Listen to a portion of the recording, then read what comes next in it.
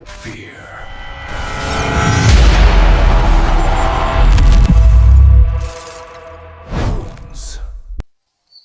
रात कुछ गांव के लोग नदी के किनारे पास वाले पेड़ के नीचे बैठकर कुछ बातें कर रहे हैं।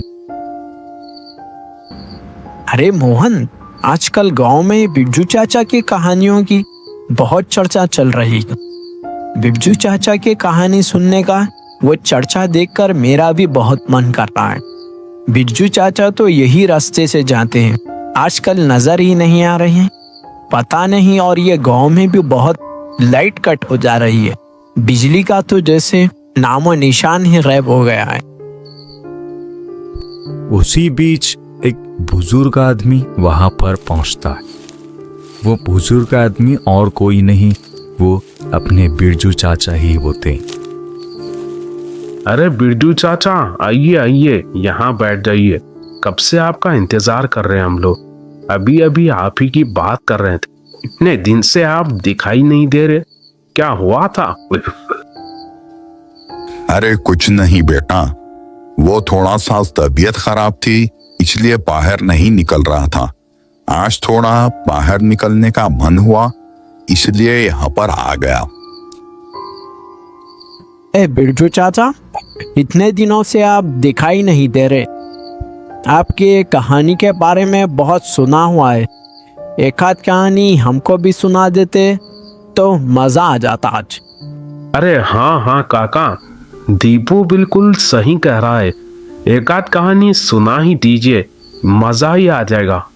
अरे हाँ हाँ, मैंने गांव के बहुत सारे लोगों को अपने साथ हुए किस्से सुनाए हैं। अच्छा, तो आप उन घटनाओं में से कोई एक ऐसी घटना सुनाइए जिससे आपको सबसे ज़्यादा डर लगता हो। ऐसी कोई घटना है क्या आपके पास?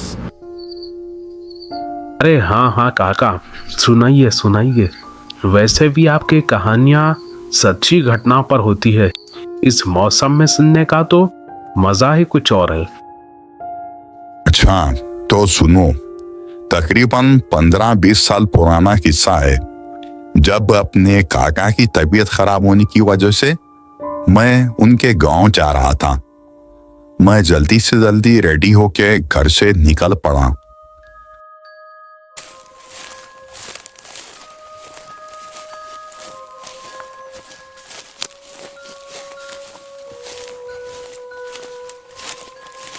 उस वक्त गांव में रात के समय कोई नहीं होता था, इसलिए रिक्शा या बैलगाड़ी मिलना भी बहुत मुश्किल था।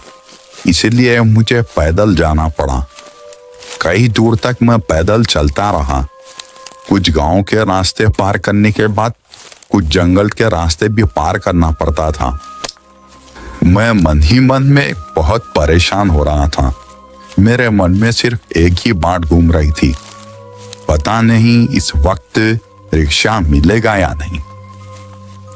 कुछ ही दूर चलने के बाद मुझे एक रिक्शा नजर आया।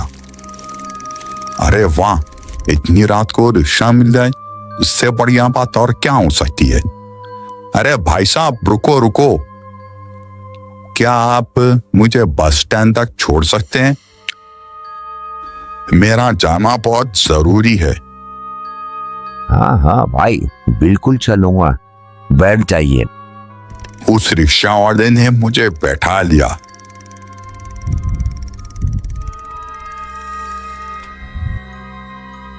तो बस मन ही मन खुश हो रहा था। अच्छा हुआ रिक्शा मिल गया। अगर रिक्शा ना मिलता तो पता नहीं मैं पहुंच पाता या नहीं। अगर थोड़ी सी भी देर होती तो बस छूट जाती। और कुछ ही दूर गांव पार करते करते उसने मुझे बस स्टैंड तक पहुंचा दिया और मुझे छोड़कर चला गया।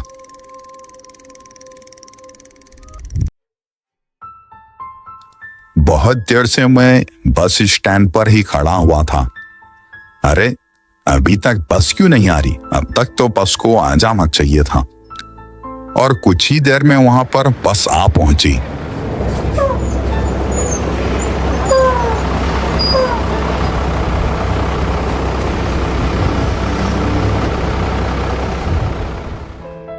जैसे ही मैं बस में चढ़ा, बस पूरी तरीके से खाली थी। मैं चुपचाप अपने सीट पर बैठ गया। बस जंगलों के रास्ते से बहुत ही तेजी से दौड़ रही थी। मैंने कंडक्टर से पूछा, भाई साहब, ये श्यामनगर पहुंचने में कितना टाइम लगेगा? ज्यादा देर तो नहीं लगेगी, क्योंकि जिस स्पीड से बस चल रही है 1-1.5 घंटे में तो हम पहुंच ही जाएंगे। 1.5 घंटा? 1-1.5 घंटा तो बहुत ज्यादा है। मुझे किसी भी हाल में आज के आज श्यामनगर पहुंचना है। आप फिक्र मत कीजिए भाई साहब, हम जल्द से जल्द पहुंच जाएंगे। उस कंडक्टर की बात सुन के मुझे थोड़ी राहत मिली थी, इसीलिए मैं खिड़की से बाहर देखता हुआ आराम से बैठ गया।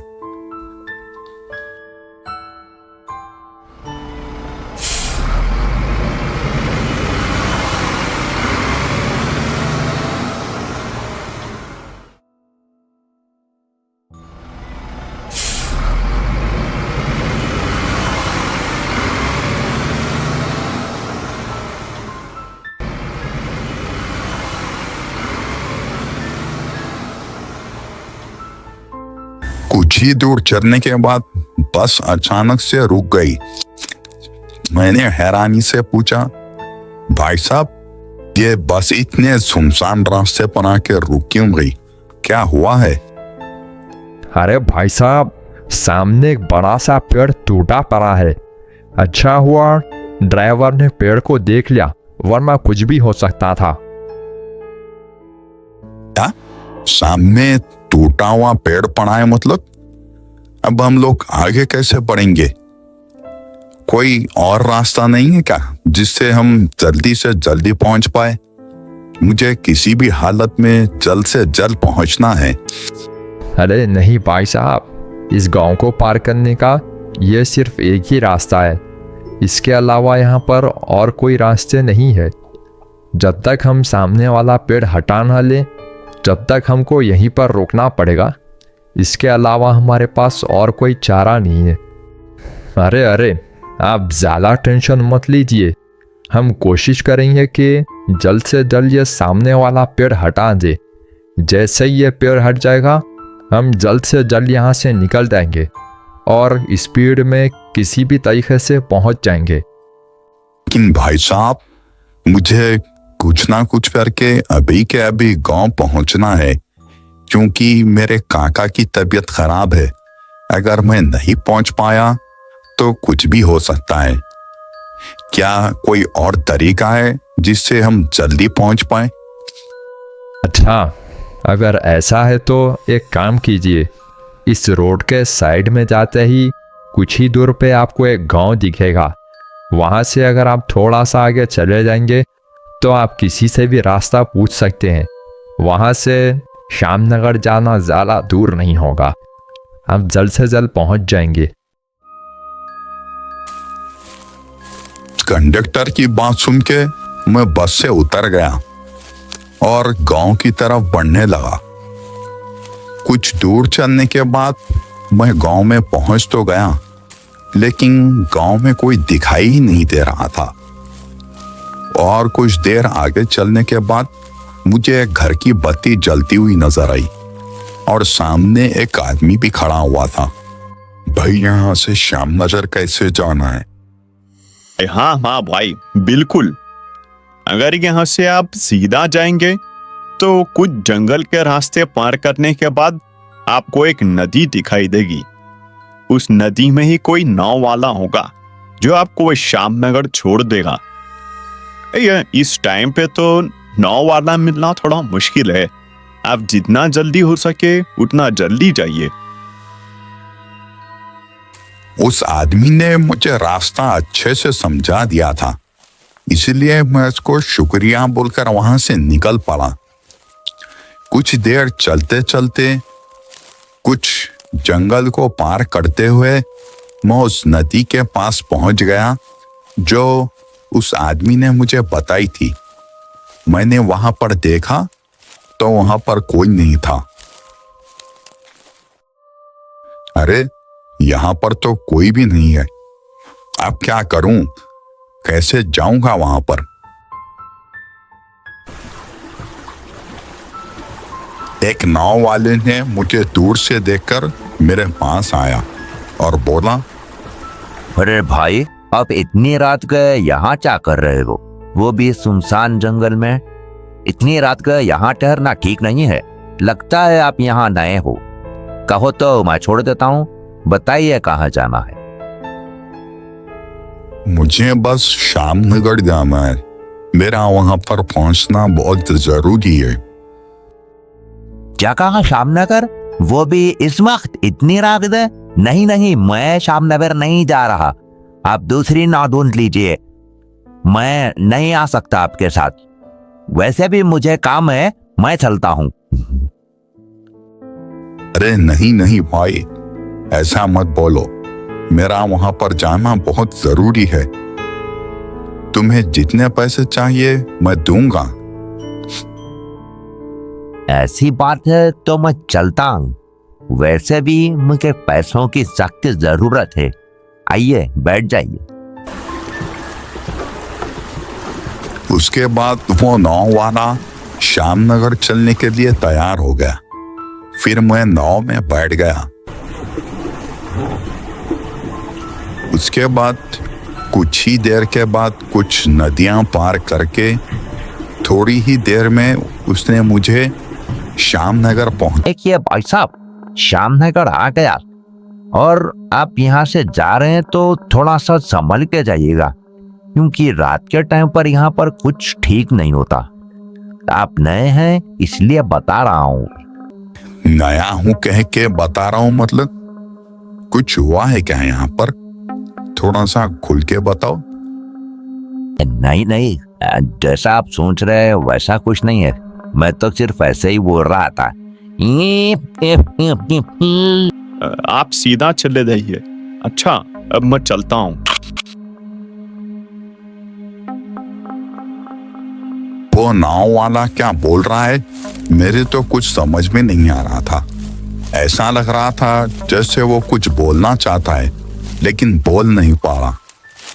लेकिन इसके बातों को मैं ध्यान में ना रखते हुए आगे बढ़ने लगा। रात काफी गहरी हो गई थी। अरे बाप रे, पता नहीं अभी कितनी दूर चलना है। इतना अंधेरा हो चुका है, ठीक से कुछ दिखाई ही नहीं दे रहा। फिर मैं आगे बढ़ने लगा। जैसे ही मैं आगे गया, मेरे सामने दो रास्ते आ गए। अरे यहाँ तो दो रास्ते हैं। उस नाव वाले ने तो बोला था कि सीधा जाना है। एक काम करता हूँ, राइट साइड ही चला जाता हूँ।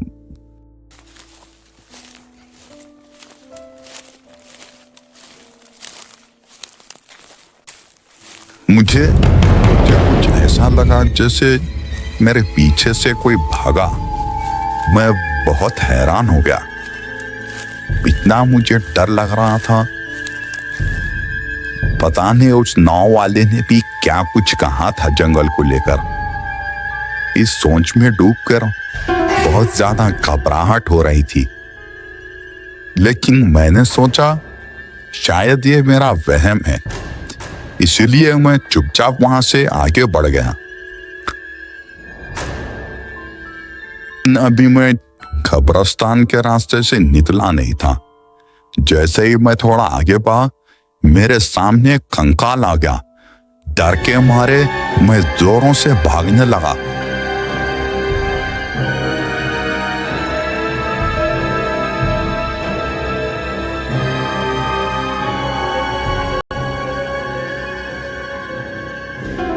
कुछ दूर भागते भागते मैं किसी गांव में पहुंच गया और कुछ लोग टपरी पर बैठ कर चाय पी रहे थे। अरे ये तो बिरजू लग रहा है। अरे बिरजू, तू इतने साल बाद और इतनी रात में वो भी भागते हुए क्यों आ रहे? क्या हुआ?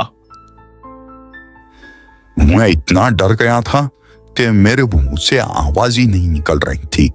कितनी देर कोशिश करने के बाद मैंने उन लोगों को बताया। मैंने मैंने कब्रिस्तान में कंकाल देखा, वो मेरे पीछे दौड़ रहा था। कितना खौफनाक मंजर था वो। अरे तो तूने क्या जरूरत थी इतनी रात गए उस जंगल से आने की? वहां तो कोई दिन में भी नहीं जाता और तुम इतनी रात गए वहां से आ रहे हो। क्या दिन में नहीं आ सकते थे? नहीं भी क्या जल्दी थी तुम्हें? फिर मैंने और लोगों को सुनाया जो मेरे साथ अभी हुआ था। मैं नाव से इस गांव में आया था, लेकिन जब मैं कब्रिस्तान के रास्ते से आ रहा था तो मुझे महसूस हुआ कि मेरे पीछे से कोई भागा। मैंने हैरानी से पीछे मुड़ के देखा तो पीछे कोई नहीं था। तो मैंने सोचा शायद ये मेरा वहम होगा। उसके बाद जैसा ही मैं थोड़ा आगे गया, अचानक से मेरे सामने एक कंकाल आ गया। डर के मारे भागते हुए मैं यहाँ पर आ गया। अरे तो तुम्हें उस घटना के बारे में पता नहीं जो उस जंगल में घटी थी? उस जंगल में कोई भी दिन में भी जाना पसंद नहीं करता और तुम तो इतनी रात गए वहां से आ रहे हो, तो तुम्हारे साथ कुछ ना कुछ तो होना ही था। वो जंगल बहुत खतरनाक है। तुम वहां से क्यों आए? कुछ ही साल पहले कोई किस्सा हुआ था। ये क्या बोल रहा है तू? मुझे तो कुछ समझ ही नहीं आ रहा। थोड़ा सा खुल के बता, क्या हुआ था वहां पे? वो कितने साल बाद आ रहा हूं यहाँ पर, मुझे क्या पता होगा, तू ही बता। अरे इसी गांव के लोग उस कब्रिस्तान में किसी बीमारी के कारण मारे गए थे, इसलिए गांव के लोग कहते हैं उन लोगों की आत्मा अभी भी वहां पर भटकती है, इसलिए रात के समय वहां पर कोई नहीं जाता। राजू ने एक रिक्शा वाले को रुकाया। अरे भाई चंपक, रुक जा, हम लोग भी आ रहे हैं, चल बिरजू चलते हैं। और उसके बाद हम दोनों जाके रिक्शा में बैठ गए।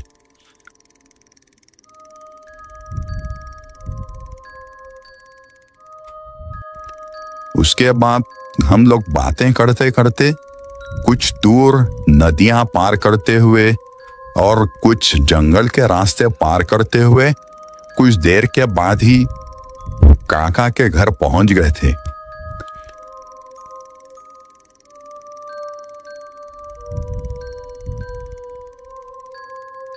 उसके बाद हम अंदर गए और मैंने जाते ही डॉक्टर को बुलाया और उसके बाद काका को भी दिखा दिया।